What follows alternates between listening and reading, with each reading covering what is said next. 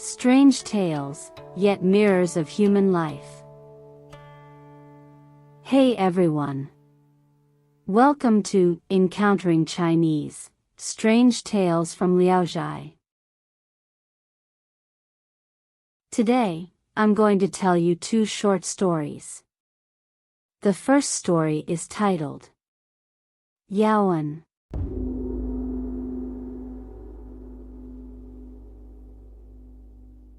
In Liao County, there was a man named y&. He was strikingly handsome, graceful in demeanor, and carried himself with an air of elegance. In the same village lived a man named Gong, who had a daughter called Liao. She was not only beautiful but also well educated. Despite many suitors, she remained unmarried, always searching for the perfect match. Her mother once declared, "Only a man like y&, in both family background and appearance, is worthy of my daughter." Upon hearing this, y&, felt a surge of excitement. However, there was one problem: he was already married. A cunning plan formed in his mind. One day, he lured his wife to the well, telling her there was something unusual inside. The moment she leaned forward to look, he shoved her in, drowning her. With his wife out of the way, he was free to marry Liao. After their wedding, the couple was deeply in love, seemingly inseparable. But Liao was so breathtakingly beautiful that y&, became increasingly paranoid. He feared that others would covet her, so he never let her step outside.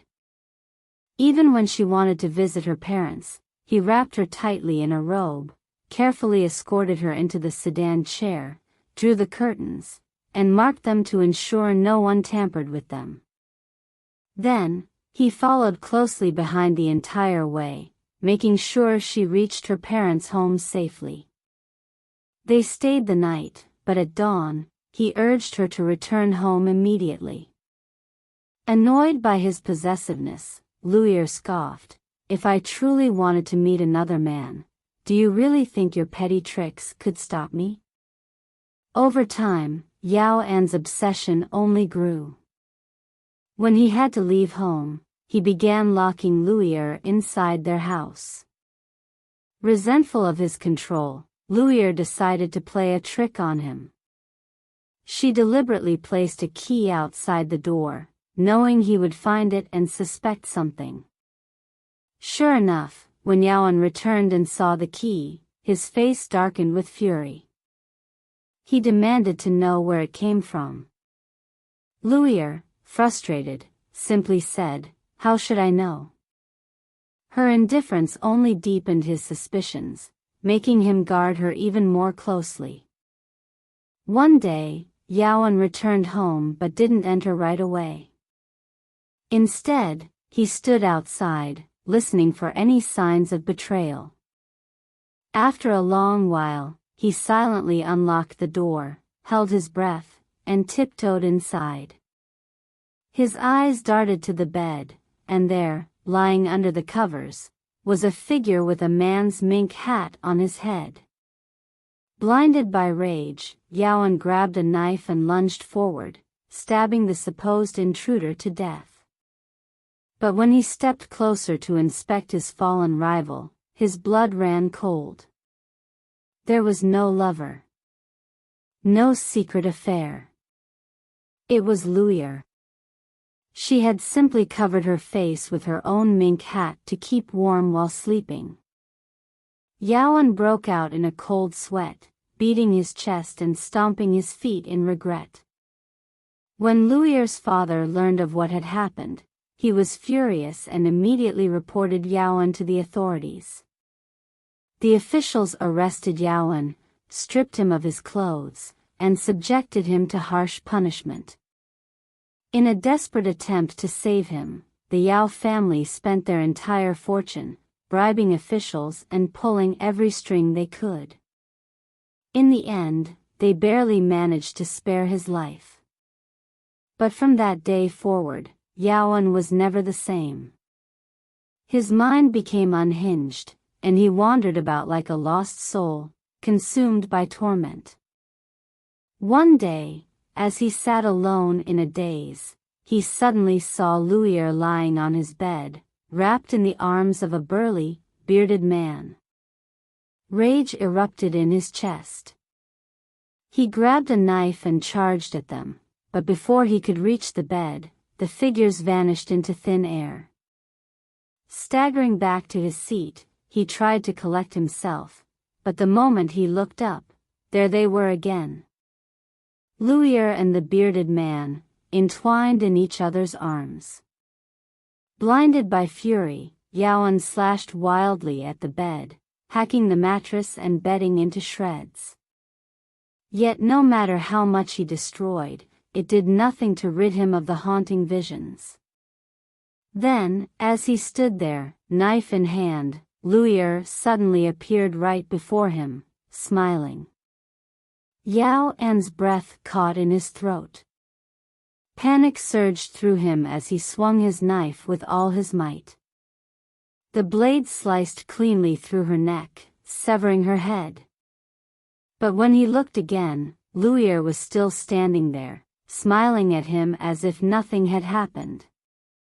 From that night on, the moment the lights went out, Liao's house would be filled with the sound of Liao and a man laughing and whispering to each other. Their voices were obscene, filled with lewdness and mockery. And every night, it was the same. Liao's mind slowly unraveled. He couldn't take it anymore. Desperate to escape, he decided to sell his house and move away. But that very night, before he could leave, a thief broke into his home through a hole in the wall and stole every last coin he had. With his fortune gone and his spirit shattered, Liao fell into utter destitution. He withered away in misery and soon died a lonely, pitiful death. With no money for a proper burial, the villagers merely dug a shallow grave and hastily laid him to rest. At the end of the tale, the author adds this remark. Lusting after the new while discarding the old is one thing, but to go so far as to murder one's own wife, such cruelty is beyond forgiveness.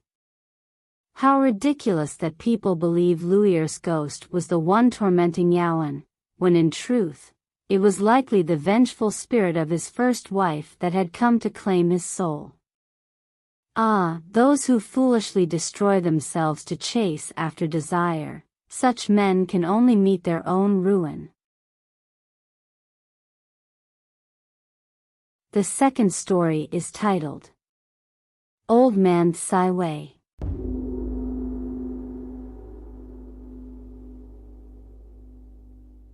When the Ming dynasty fell, war raged across the land, and chaos spread in all directions.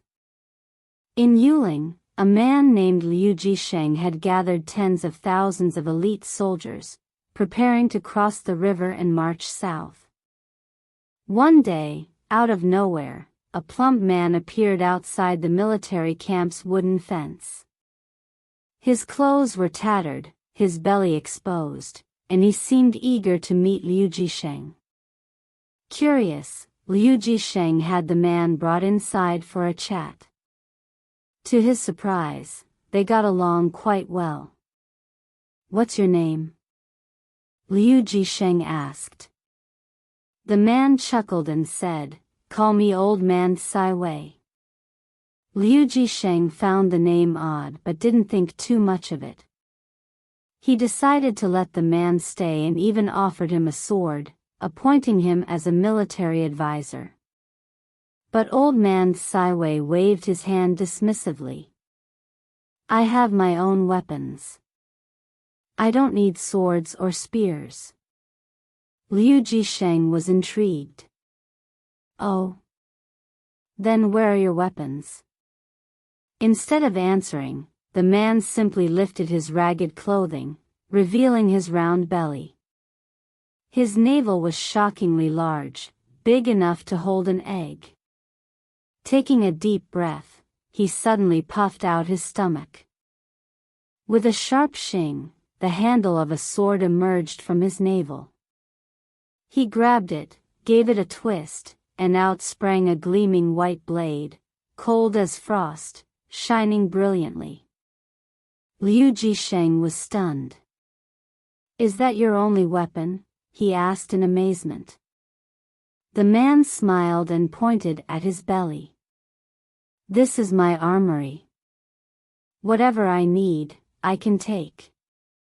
Now even more curious, Liu Jisheng asked him to produce a bow and arrows. Without hesitation, old man Caiwei repeated his trick. This time, he reached into his navel and pulled out a beautifully carved bow. As he inhaled again, an arrow shot out from his belly on its own. Then, in an instant, a whole rain of arrows came flying from his navel, scattering across the ground. When he was done, he calmly slid the sword back into his belly, and all the other weapons vanished as if they had never existed. Liu Jisheng was utterly astonished. Impressed by this miraculous ability, he treated old man Caiwei with great honor, making him one of his most esteemed guests. However, despite Liu Jisheng's strict military discipline, his troops were not well-trained soldiers. Some of them frequently went out looting and robbing. Old man Caiwei noticed this and spoke to Liu Jisheng in a serious tone. "The most important thing in an army is discipline. You command tens of thousands of men. If you can't control and govern them, your army will fall apart." Liu Jisheng took his words to heart. He immediately enforced stricter discipline, issuing a harsh decree. Anyone caught plundering or violating women would be executed on the spot as a warning to others. Even with stricter discipline, looting hadn't been entirely eradicated. From time to time, old man Caiwei would ride through the camp on patrol. Strangely enough, whenever he did, any officer or soldier caught violating the rules would mysteriously drop dead. Sometimes their heads would even fall off without warning. Before long, rumors started spreading in the camp. Soldiers whispered that it must be old man Caiwei behind these eerie deaths. At first, many already resented him for his strict enforcement of discipline. Now, with these bizarre deaths occurring, their resentment turned into fear, and fear quickly turned into hatred. Finally, some disgruntled officers decided to slander him before Liu Jisheng.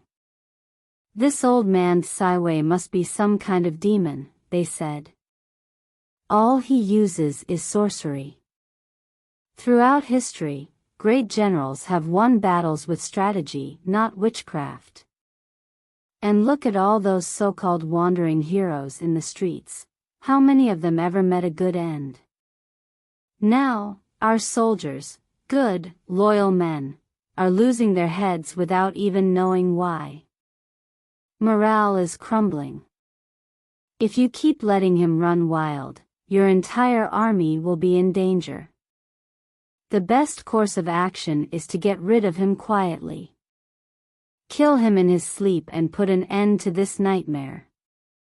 Liu Jisheng hesitated but ultimately allowed himself to be convinced. He decided to wait for old man Caiwei to fall asleep, then have him executed. He ordered his men to keep a close watch on him. One night, old man Caiwei lay fast asleep, his belly exposed, snoring like thunder. Liu Jisheng's soldiers surrounded his quarters, moving in silently. Two of them crept inside, knives in hand, and with a swift motion, slash, they severed his head. Or so they thought. The moment they pulled the blade away, his head reattached itself to his body as if nothing had happened. His deep, rumbling snores continued. The soldiers froze in terror. Panicked, they began slashing wildly at his stomach instead. His belly split open, but no blood came out. Instead, packed tightly inside were weapons of all kinds, glistening with a chilling gleam. Swords, spears, bows, each one razor-sharp and deadly. Fear spread like wildfire through the group. No one dared step closer. They prodded at the weapons with long spears, afraid to use their hands. Then, without warning, snap, the mechanism of an iron bow activated. An arrow shot out with a sharp whistle, piercing through several men before anyone could react. Chaos erupted. The soldiers scrambled to escape, tripping over one another in their desperation to flee. Someone ran back to report the disaster to Liu Jisheng. Alarmed, he rushed to the scene, only to find that old man Caiwei had vanished without a trace. Alright. That's all for today's strange tales, Yaoan and Old Man Caiwei. If you enjoyed the video, don't forget to give it a thumbs up and subscribe. Please also encourage everyone to comment and share more. We'll see you in the next episode.